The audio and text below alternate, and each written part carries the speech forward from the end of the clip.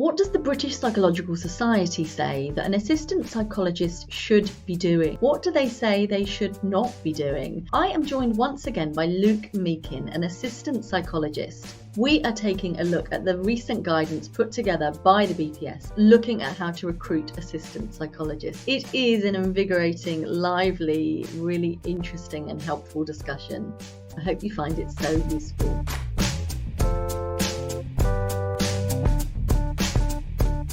Hi, welcome along to the Aspiring Psychologist podcast. I am Dr. Marianne Trent and I'm a qualified clinical psychologist. It is my pleasure to bring you this close look at what goes on in the minds of qualified psychologists and speaking to our guest, who I have just recorded this episode with and you're just about to meet again. It just reinvigorates my passion for this podcast. It really does, that it's making a difference, that it's appreciated, that you are getting access to really important, helpful conversations that you may or may not be getting access to in your immediate work or learning environment, but that it can help shape you and your thinking and hopefully make your life working in mental health work better for you. Let's dive in and I will catch you on the other side.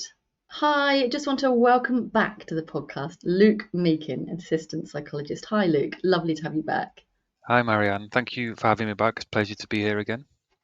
Oh, well, I agree. I was like, when you're preparing for a day and you sometimes think, oh, I've got to do that. Like today I was like, oh, I get to see Luke again. So like, it's a gestalt shift, isn't it? Like, but I was really looking forward to seeing you. So thank you for being here. Of course, thank you. It's great to be back. And, we're talking today again about assistant psychologists. And since we met, pretty much as soon as we'd met, we messaged each other to say, oh, look, there's some guidance on the recruitment of assistant psychologists from the British Psychological Society now, the BPS.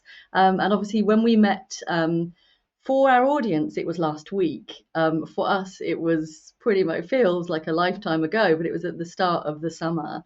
And we were looking at the Association of Clinical Psychologists guidance for assistant psychologists. So we thought it might just be a really nice idea to kind of just compare and contrast, really. So we're not going to go over too much of what we've gone over before. So people, if they haven't watched the first one, they might find it helpful to do that. It's called What is an Assistant Psychologist and What Do They Do? And if you're looking for it and it's like years since it came out in October 2024. Yeah, I think it was really quite frustrating and confusing that it came out maybe 1 or 2 days after we recorded. So it is definitely good to have this time to discuss it because we've all in the industry been waiting for a while for the BPS to produce something. Yeah, we really have. And I think my first dismay with this was that I initially tried to download it this morning whilst I was eating breakfast, but I couldn't do it from my tablet because you needed to be logged in. So you needed to be a BPS member to access that. And that doesn't feel that inclusive, really. Whereas the ACP one, I think I'm right in saying, was just a freely available online document. So if anyone is working in a service and wanted to check what the BPS guidance is, and they're not a member, they can't. And if anybody's looking to recruit but they're not a BPS member, they can't necessarily access that readily. They might be able to contact the BPS and see if they can get a copy, but yeah, that was just a little bit of a heart sink moment. So it delayed my processes, but also made me think about people trying to do right. It's very tricky. Yeah, I think you're totally right. It's kind of indicative of how the BPS tend to work. In my experience, they, as you say, they put something out that's really helpful and they limit it straight away. And the website, I don't know if you go on there often. I tend to go on there maybe once a month, or if I'm trying to search particular documents, publications. It's quite a cumbersome website, or it can be depending on the device you're using. So luckily I was at work and I was able to get into it pretty easily. But I think if I was on an iPad, I think you use an iPad a lot. If I was on an iPad, I would have struggled. So it's definitely a bit of a barrier in before the first hurdles even jump. Yeah, I think there is something about the restrictive element of BPS. So I'd signed up for a course that I'd bought through them, and it's not a cheap course. And I hadn't realised when I bought it that I only get 6 months access. And so, I think it's nice to be able to get lifetime access and to be able to go back and kind of engage with it again, or watch it when you've got more headspace, or when you might be at a different stage of your learning journey, to be able to take more from it. And yeah, that was a little bit annoying in terms of access too, I thought. Yeah, yeah, I found that when applying for the extra sort of divisions, the subdivisions. So I think I'm a member of the clinical um, psychology and um, psychosis, psychotic disorders, I suppose. And it's really, really difficult to access those things on the website after paying for admission into the subdivision. And like yourself, like you just said, if there's 6 months you've got access to that, what if you need it in a year? What if you haven't prepared enough for sort of finishing that training within the 6 months? And it just seems like they shoot themselves in the foot when they're trying to increase this inclusivity. They're trying to increase awareness to the role and bring more specific understanding from the wider industry into what psychologists do. Um, it just seems a bit redundant at times. But Yeah. let's let's try and give them the benefit of the doubt with this document, I suppose. Absolutely. So, this isn't supposed to be an anti-BPS thing. I guess we're just being curious and compassionately critical, and, thinking about what we would think would be good enough, in any circumstance, really, in the psychology profession. So, for anyone who is just interested in our conversation or doesn't perhaps have access to BPS guidance. Yeah, I think overall, actually, from first read of it, I was quite pleasantly surprised. But I do think we can get into quite a few things here. But I was pleasantly surprised with the depth of it. But I think it missed the point on a few sections, which I'm sure you may agree with. Yeah. One of my latter things that upset me was I was just getting into it. I mentioned it just before we hit record, but I was just getting into it, and I was just at the point where I thought, oh, I'm quite enjoying this. And I was like on page 24 or something of a 36-page document, and then I flicked over the page, and then it was references, like it was done, and I was like, oh, I feel like I needed or was expecting like a little bit more. Yeah, I know. I was the exact same, and it actually really helped me this morning because I was blocking out like another hour or so to read it. But yeah, finished. So I was like, okay, I'm gonna have to go and talk to some patients now, which is good. It's a positive.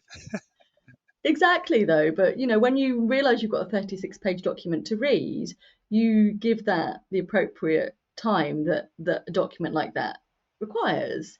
And then obviously, actually, you've overegged the pudding by about a third. But that said, when I opened the document to begin with, I liked the glossary, I liked terms being clear. And later on during the document, it describes what it wants assistant psychologists to be called and what it would prefer that they weren't. And actually, it makes things less ambiguous, I think. It makes things a bit clearer. So basically, they'd like them to be called assistant psychologist, assistant educational psychologist, and voluntary assistant psychologist. And really, those are the only three terms that they would like to be seen being discussed. And I think that's really helpful because I spend a lot of time on LinkedIn. The variety of different job roles that I see people having, and sometimes I'm like, well, they sound more qualified than me. Like, what is that? I've never heard of that. And then I look and see that they've actually done their psychology degree, and that's it. And it's like, right. And so sometimes I've actually spoken to people and said, what is this job title, and how did that come about? And they're like, well, that's what our service asks us to call ourselves. And I thought, it feels a little bit dodgy to me, and actually it does make you sound very, very qualified. It's like psychology lead, or psychologist in charge, or something like that. And I don't know, like, that sounds big. So yeah, for me, just this might empower people already in what is essentially assistant psychologist role to start that conversation with their employers about, actually, could we look to rename me in line, or rename this role? It's not just about person, is it? In line with the guidance from the British Psychological Society. Yeah, I totally agree. I remember in the last episode we did, we spent quite a bit of time discussing the sort of common ambiguity of the role, um, for various reasons, and I totally agree that it's helpful. The BPS have kind of said there's there's three pathways in which we would accept govern an assistant psych, and with regards to the voluntary, which I'm sure we'll get into a little bit because we spoke about it last time, the voluntary role, they do say that we don't support that. However, we acknowledge it exists. So this is our recommendation. So I think it's really, really helpful to see them sort of clamping down and being more specific for those reasons you've just stated. Yeah, absolutely. Yeah, I think this, the honorary role is a big conversation, um, and we will come back to it, I'm sure. So I think for me, it also, they said that to be an assistant psychologist, you need to be a psychology graduate, which obviously then gives you the graduate basis for registration. I get it wrong. Is it GBC or GBR? I think I had GBR, and we're talking about GBC now, are we? No, Yeah, I've got. I I think get them GBC. mixed up. They used to be something different. So what is it, and what was it? I think it's GBC, but I'm just checking my LinkedIn because I have That's graduate basis for I have chartership, though, isn't it? yes, so I have GMBPSS, which um, on the document, because I remember being really confused when the doctorate application was asking for my titles. I was really confused. Have I got graduate basis for chartership? And apparently you do, which gives you the GMBPS. But when you Right. are at the level where you have passed through traineeship, that's when you can use GBC, and then after trainee, you're qualified. So yeah, it for me, it's clarifying what an assistant psychologist is, and that an assistant psychologist must be a graduate, um, which then made me think, well, why are people advertising placement years as assistant psychologist posts? Because they ought not to be, because actually that is against the BPS guidance now.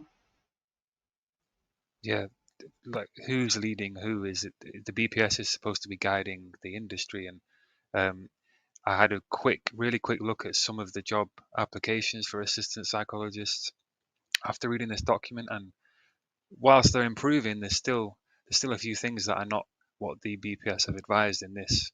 So it just begs the question: who is supposed to be governing whom? And I don't know where this confusion is coming from. But it would be nice to see everything sort of in the one path, like this document. And students, they're not assistants, like you say. It would be dangerous kind of for them as well as the service to be given that responsibility when they're just at university, because there's a big difference in skill level and competencies and just personal development at that point. Yeah, and I think for me, one of the things that shone out of this guidance was this should be a development role, and even in cases where this is a voluntary role, I almost called it honorary, but I'm going to call it voluntary from now on, because I think honorary makes the company feel better about it, and perhaps makes the person feel better as well. But it is a voluntary role, and it said that it should be no more than basically 1 day a week volunteering, whole time equivalent, and that there should still be the same amount of requirements for supervision, and that there should still be kind of job plans and progression happening as part of that role. And you should still have a right to accrue toil, obviously not paid time off, but if you're doing over and above the time that the service have said they want you for, you can take that time back, and that you still have rights to unpaid annual leave. And yeah, for me, that really made me think about when I've been in services where there have been voluntary members of staff, that sometimes it might just be like, oh, oh, so and so's not here tomorrow because they're on annual leave. Perhaps we could ask the honorary to come in. Whereas in actual fact, that's not okay. It probably never was. Well, it never was. But this firms that up more. This isn't just a supernumerary member of staff like you might have on an NHS ward to meet minimum numbers. This is a voluntary member of staff who cannot be counted in the numbers. And actually, there was even questions raised about whether a voluntary member of staff is definitely covered on the organisation's indemnity, and that needs to be an explicit conversation. Whereas in my experience, this is just not the case. And a voluntary member of staff has just been exploited massively, basically, in a nutshell. Yeah, totally. I mean, I haven't been around the honorary role, but it just screams exploitation. Because even if all those things were put in place, like, well, I say that I can't see how supervision or access to supervision um, would happen with a 7 hour shift. I think it was 7 hours or 7.5. I don't see access to that purely because of the pressures on teams and services. I don't see them not being given extra responsibilities that they shouldn't be doing because, as you know, you've worked in the NHS and you're still close to it. The pressures are the pressures, and unfortunately, often everyone has to gets lumped with things they shouldn't necessarily be doing, which is what we were discussing last time, which is why we wanted the extra guidance, which I think this is helpful for. But I still just don't understand why the honorary role exists because it's exploitative, but it also cuts off a lot of the potential workforce that can get into psychology. Like myself, I'm a white male, so statistically, I'm of a privileged position. I couldn't do that. I couldn't work for free for a day. So it must be cutting off a lot of people. So I don't see why the need exists still.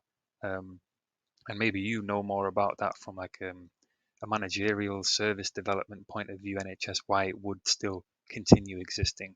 I don't know if you could speak upon that with the pressures as to why the role may exist still. I think it's because it's condoned, because it's been established as a viable way of plugging service gaps, and there hasn't been enough of a stand against it. And actually, if I was still working in the NHS, I think I would be part of that stand. I cannot ethically get behind asking people to work for free. I can't hold interviews for who gets the privilege of coming to work with me for free and paying for their parking and their commuting costs and their lunch money and all of that. So actually they're out of pocket. So I think hopefully this guidance and the ACP guidance before it starts to, and this podcast maybe too, starts to turn the tide on that a little bit. Yeah. It's good to see that they made several references throughout the document that the BPS doesn't um, agree with this role existing, but given it exists and the pressures it exists, we strongly recommend X, Y, Z. So maybe that, as you say, is a start in the right direction, um, and hopefully that gives people the platform to talk more about it, such as this podcast, and hopefully one day, pretty soon, we can get rid of it because I don't see the positives in it really. And I think especially because there's lots of mentions across the guidance around equality, diversity, and inclusion, and trying to kind of think about contextual factors. They are recognizing just how inaccessible the profession can be.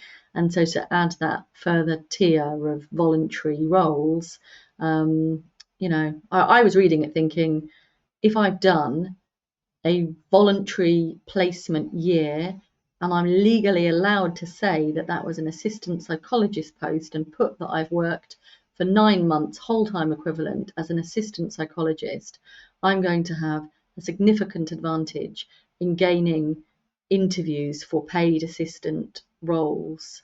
Um, yeah, just I think if you're not allowed to do that, then you'd have to call yourself a psychology worker? Well, no, just a placement student. Like, what would you call yourself in those circumstances? Because in my experience, everybody tends to call themselves an assistant psychologist. Yeah, yeah, you're right. I've come across psychology assistants in, I suppose that was more private healthcare, and they appeared sort of like half the role of an assistant psychologist, but that was used interchangeably over there. So I honestly don't know what you could be referred to as. And as you said, honorary is like a more positive spin. It's not an honorary position, is it? It's an honorary position is usually used for like quite senior people with maybe in academic institutions. Um, this definitely isn't that. It feels and seems like exploitative, potentially grunt work where they shouldn't be doing that at all. Yeah, and regardless of whether someone is voluntary or paid, you know, they should be assisting with the work of at least one practitioner psychologist. And I think sometimes that is just not the case, is it? Sometimes these posts, as we spoke about last time, are advertised and the practitioner psychologist doesn't even work in the service that supervises them. It's kind of super remote. They might even only have one contact hour a week, and that is not a safe service, and that is not an assistant psychologist role as this guidance understands it. Yeah, yeah, totally. I don't know how you could achieve those things in one day. And just as you were saying that, I was just having a quick look back over the guidance, and I've come to the job descriptions and person specifications. And if you don't mind, I'll just read out the paragraph I highlighted. AP duties should broadly align with those held by practitioner psychologists, like you've mentioned, but they should be at a level proportionate to the nature of the role, should exclude management responsibilities, and should include increased supervision.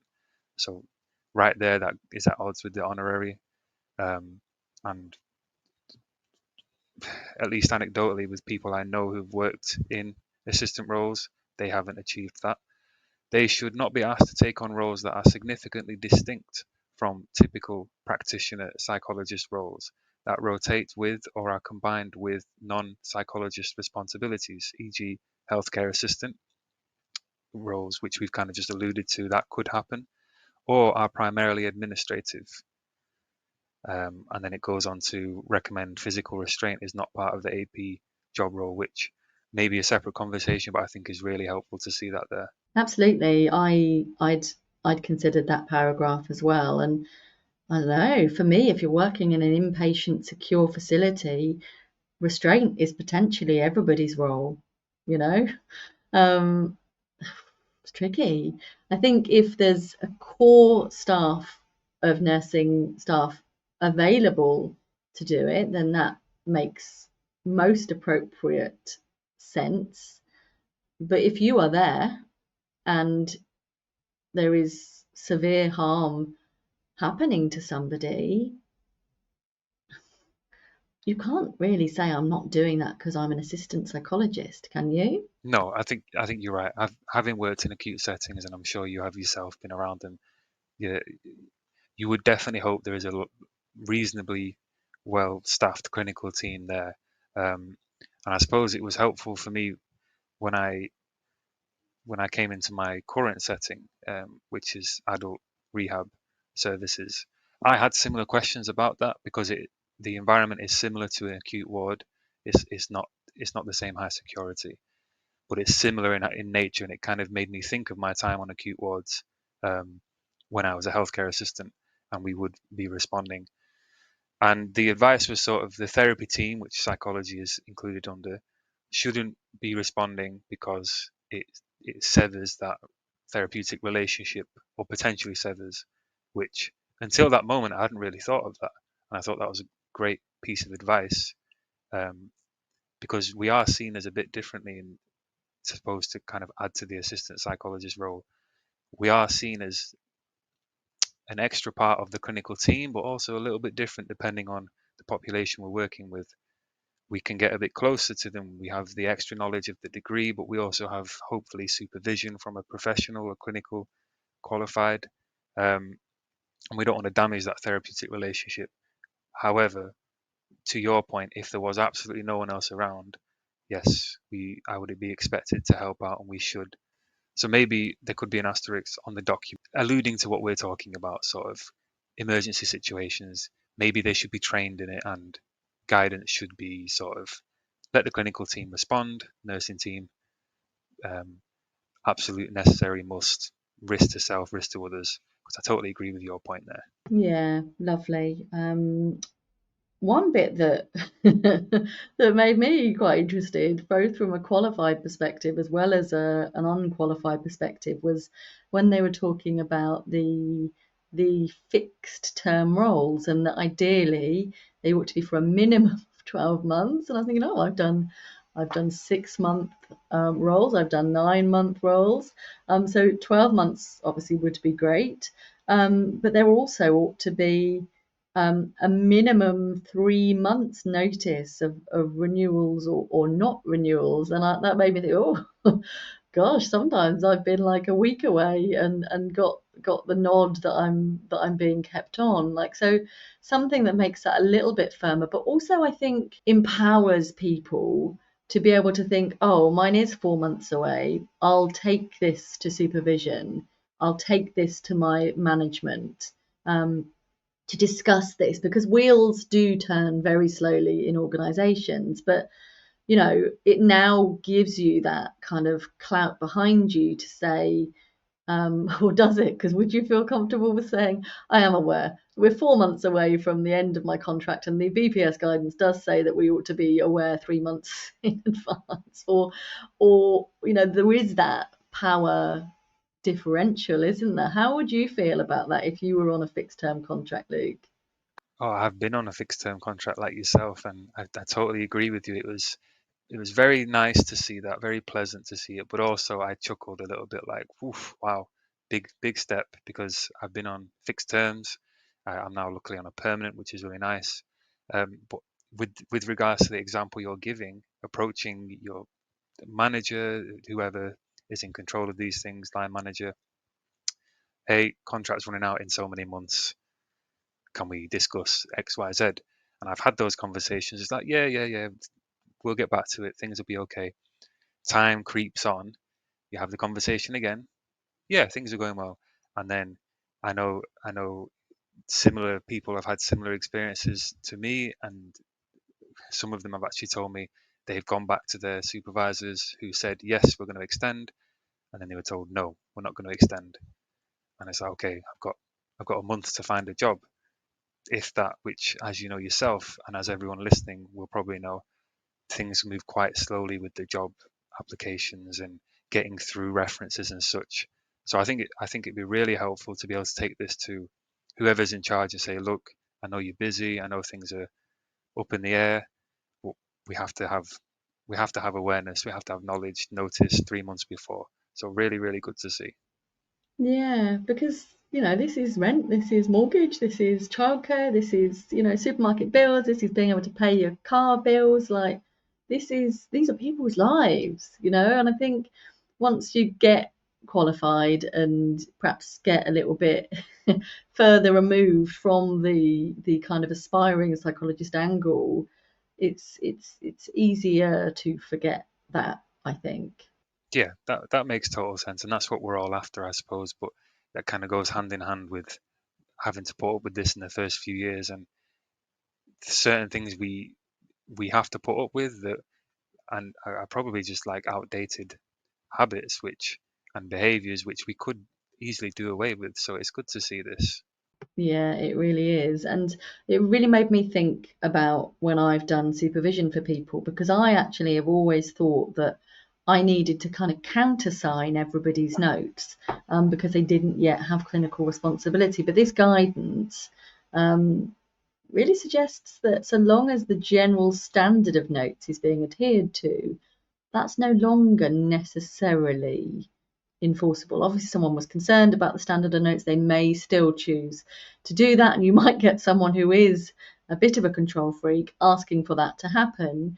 But actually, it might be useful to, because of the pressures of services, even to write my own clinical notes. I've seen 3 clients today. I haven't yet written them. I've got to write them today. So after we meet. So, in terms of the pressures of doing our own clinical notes, let alone checking, perhaps your entire caseload of notes before I finish for the week, it does just make it that much trickier to do. So, this might be an interesting conversation in supervision, that this is no longer necessarily a requirement. And how do we want to take that forward? What do we want to do about that? Do we want to explore making changes to the way that we do things in our service currently?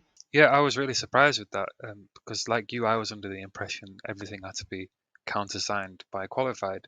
And if you were, for example, my supervisor, I assume that would free up a lot of time, or you countersigning things would take a lot of time. But I get it; it's best practice. It would be reflecting on you as the supervisor should something go wrong. But as you say, after a while, we could discuss this in supervision, and if they are up to a certain standard and it's like 85-90% of the time that standard's being hit, yeah, it gives them a bit more responsibility, gives us a bit more responsibility, and frees up that time that qualifieds, from what I can see, just don't seem to have. You guys don't seem to have a lot of time to be spread everywhere. So, no, so we've got too many projects, too many plates spinning, but too many demands upon our time generally, and that is absolutely the case whether you are in private practice or, and it'll be NHS, and of course the NHS can have its own additional pressures. I really liked the section about how supervision should be used, how supervision could be used. I thought that was quite nice to have written down. Yeah, um, definitely. In my personal experience, I have struggled with supervision in times in over my various roles. Sometimes coming in with it being sort of a bit cloudy, a bit ambiguous, not really knowing what it's specifically used for. And then other positions, it's been very specifically defined, and I felt like I couldn't bring certain things into that space because they didn't meet the predetermined definition of what supervision was for. So it's really good to see this, and they went into quite detail actually, quite a bit of detail. It's really good to see that it can be sort of what you and your supervisor create, and with time you are building up that relationship where if there is something outside the norm, you bring that in, and it should be able to exist there, and you go forward and see how it's best going to help your practice, which they kept referring to. Supervision is to develop yourself, and the supervisor to help the people you're with, which is really good to see. Absolutely. Yeah, and I loved the idea of actually using that to link your theory and your practice, but also explicitly mentioning that you should be it stopped short of saying compassionately tested, didn't it? How did it phrase it?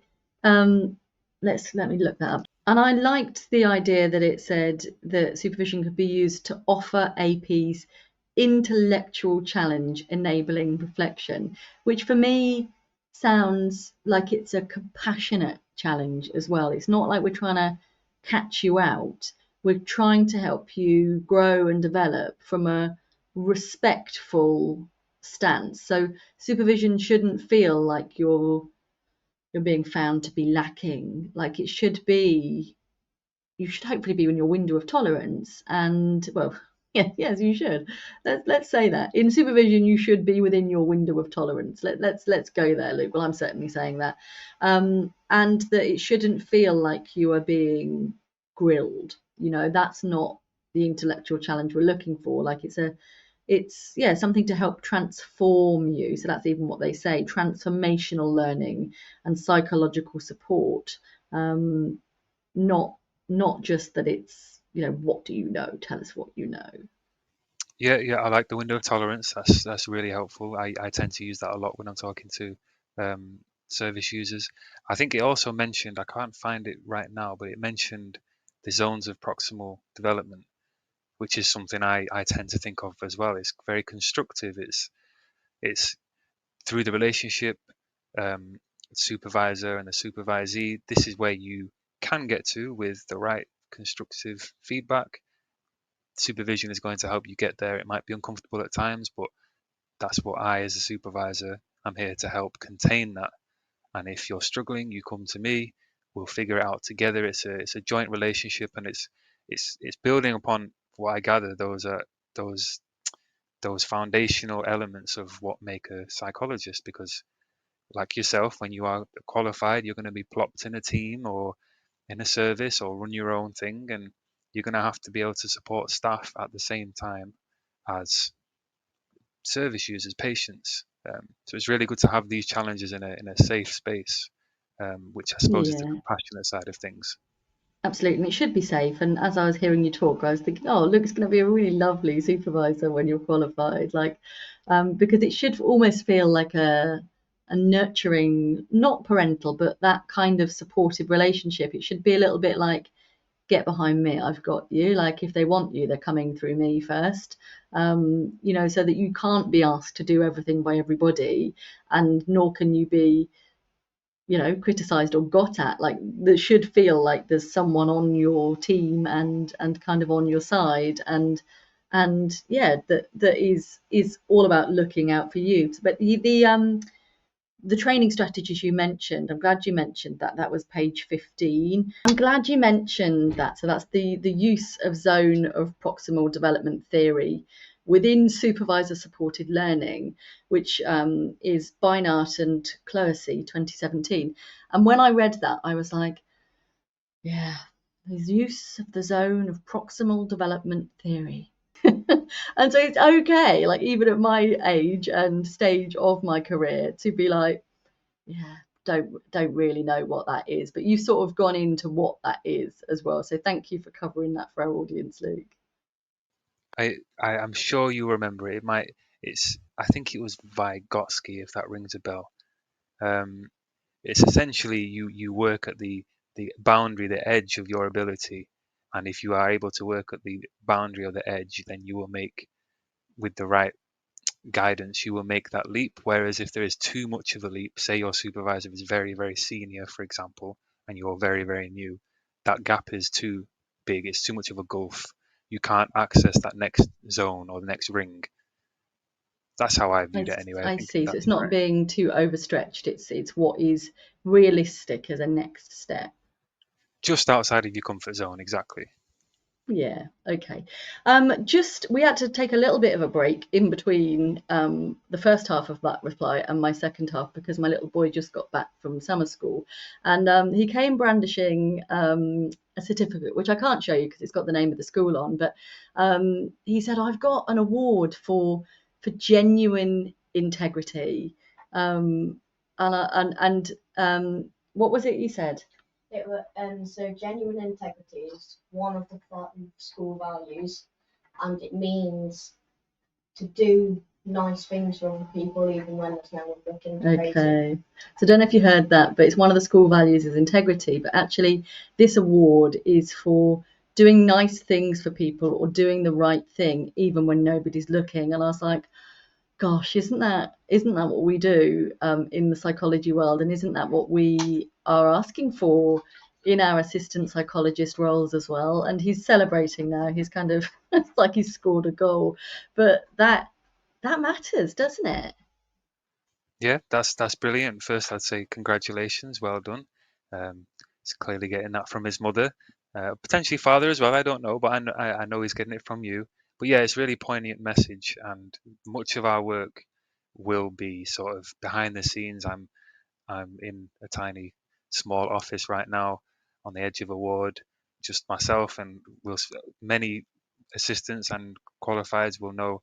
Much of your work is spent in here, preparing, looking at histories and trying to build cases, and then you go out and interact with the team or the patients, and it's it's good for that to be acknowledged, just like your son there, because it is a huge part of the role, and it's we get into it knowing that, and we also want to do that. We want to help others, and with or without that recognition, I suppose. Yeah, and it goes beyond, you mentioned the office, but it goes beyond that as well. Like, we've got to be making sure that we are speaking respectfully about our clients even when they're not in the room, and that I think, having been part of teams, it can be easy to slip into colloquialisms or less than respectful ways of talking about clients or clients' families. And it is a reminder, isn't it, that integrity runs through all of our interactions when we are wearing a lanyard, and for that matter, when we're not, we've got the integrity to uphold the NHS values, even when we're going about our day-to-day lives, and there's all the separate conversation, but all the kind of what you should and shouldn't be seen doing when you're wearing a lanyard, or even when you are on social media and you've tagged that you work for the NHS. And I think if I could follow this up a little bit, you just said about using colloquialisms. It made me think of something in my experience. The role of psychology, whether it's assistants or psychologists, I have found is quite well respected in NHS fields, and it's getting more and more respect, which is great because we need it. But with that respect, the whole Ben Parker, great responsibilities.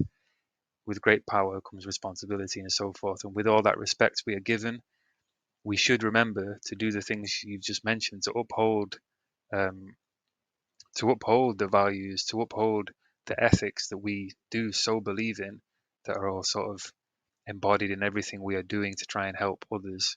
And with that extra respect and responsibility we're given, we can kind of stand up and say, actually, to staff, nurses, whoever it may be, let's not talk about them like that. Let's keep it professional. And in my experience, when that's happened, I haven't been kind of shunned away. It's kind of like, oh yeah, they're right, they're right, because for better or for worse, the fact that psychology is so well known in the in popular sort of science, popular world, that does bring with it a bit of cachet and a bit of respect that we can use to our advantage at times. And it's also what makes it feel so. In my experience, it's what makes it feel so hard when we do feel exploited, when we don't have the right support behind us, because we think we are an important role for the patients and for the team. So yeah, I think it's a really good point, and really useful to use your son as an example there. Absolutely. um you know I feel like I'm doing a good enough job. Well, that's about as much as I have capacity for, and I think that's all we need. It's all we need as parents. It needs to be good enough. It doesn't need to be exceptional. And maybe my good enough is exceptional for them. I don't know, like a whole other conversation. Anyway, I'm just conscious of time. Are there any other points that you want to kind of draw or bring forward before we close, Luke?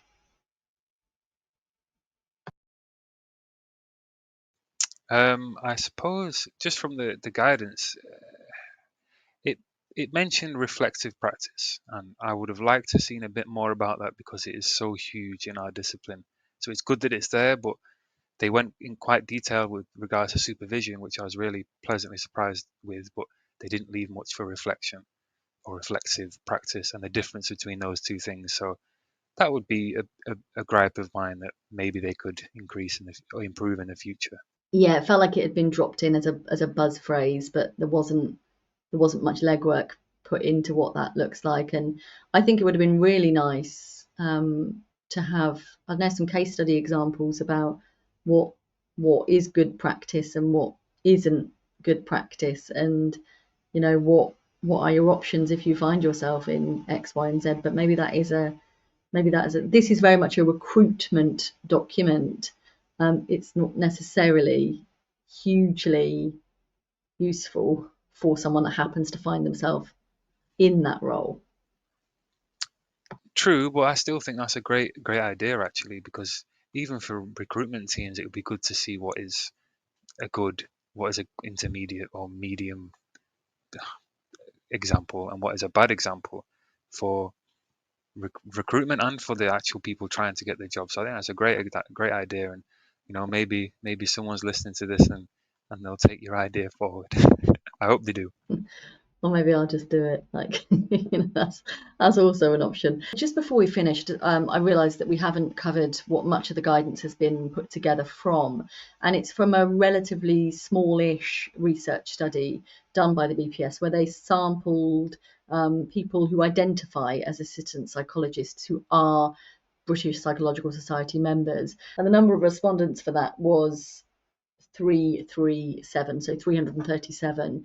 But of that, it gave us some insight into demographics, and you kind of observed that actually initially you thought that some of the demographics were changing, and gave you a little bit of hope for the future. But yeah, like it's hard to tell with it being a small sample, but also that it's limited to only BPS members, of course, because it might be certain people that are more likely to be members. But of this, they also were sampling how often people were getting supervision. I think it was something like 9 people were not getting any at all. Just like, that is awful, isn't it? That it brings it into stark reality. Yeah, I think it's really good to see statistics behind it, some good data, but as you say, it's very small in the grand scheme of things. And um, I think I'd noticed some of the socioeconomics was shifting. However, then when I read the asterisk at the bottom, the reference, I suppose, it said that they had kind of created their own metrics. They'd taken the data and then they'd post data. They'd created 3 metrics to loosely be placed upon different metrics of the working class, middle class, and maybe lower middle class or something. So even that in itself is a little bit loose. So I don't know how much it is actually changing. So it would be good to see more robust statistics, wider, maybe reach out to people who have worked in the profession, and who are qualified now as opposed to just APs. I'm not sure, but it's good to get some stats, but I don't know how far we can take it. Yeah, hearing you speak about asterisks, my husband says that I love small print. Like if I'm watching TV and there's an advert and it says like 67% of people preferred this, or yada yada yada, and then it says "Hey, this mascara is amazing, it's going to change your lashes," and then I'm like, there's asterisks and it says this advert is filled with lash inserts. I'm like, I'm outraged, and he's not even noticed the asterisks, so just he's kind of letting it flow over him, and I'm like, no, it's not fair, it's not right. No, we have to find out where our numbers come from, because statistics can be manipulated and used. And when you read that the asterisk at the bottom, you're like, oh, it's not actually that significant, really, is it? So I can Yeah, use it. I can use the data, but it's not really saying what I think it's saying. So yeah, absolutely. The worst offender is when you're watching shampoo and conditioner adverts and it says versus unconditioned hair, and it's like, so if I bought myself a really cheap conditioner from the cheapest brand I could find, I may have similar results to this, because I'm not gonna not condition my long hair. Like, so yeah, it's we can skew the stats however we want, can't we? I guess this is the gift and the curse of viewing things analytically. Indeed, it is. Oh, Luke, it's been an absolute pleasure speaking with you again. And I was like, let's keep this about half an hour. But it's such a big and important topic that we've not managed that at all, have we? But yeah, I think these are really helpful and interesting conversations to have. Yeah, thank you loads, Marianne. It's been good to chat again. Glad you're recovering from your surgery recently. You look great. You look very well. See you're very active on LinkedIn. And to your point, it is important we have these conversations, because I think if I'd have stumbled across these things a few years ago, it would have been really, really helpful. So hopefully it helps some in the industry. Yeah, absolutely. Thank you. Yes, so I've been quite vocal on my social media with the fact that I'd had a mole removed just last week, actually, and had to wear this big bandage for a week. So had my stitches removed on Monday, and we are talking currently on a Wednesday. It's a Wednesday today, isn't it? So yeah, it's been a really interesting process, actually, and kind of I decided to start talking about it from a health anxiety, public health perspective, because so many of us don't go to the doctors with changes that we've noticed in ourselves. And obviously, I hope that it will have a really good outcome for me, but this might just change somebody else's outcome if they see me talking about it. Yeah, absolutely. And I think it will.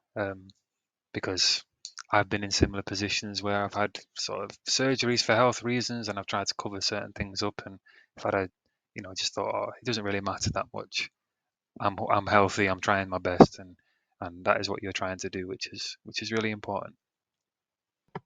Thanks, Luke. Thanks so much for your time. And also, before we finish, you've been able to do this in your work time because of another bit of guidance that suggests that we ought to be able to spend, is it 3.75 hours per week, whole time equivalent, on continuing professional development, which might include something like this, or going to a research meeting, or maybe even listening to aspiring psychologist podcast episodes. I don't know, but you should have CPD in your role. Yes, I am going to milk it a lot and say, this is part of my 3.7, did you say 3.5 hours?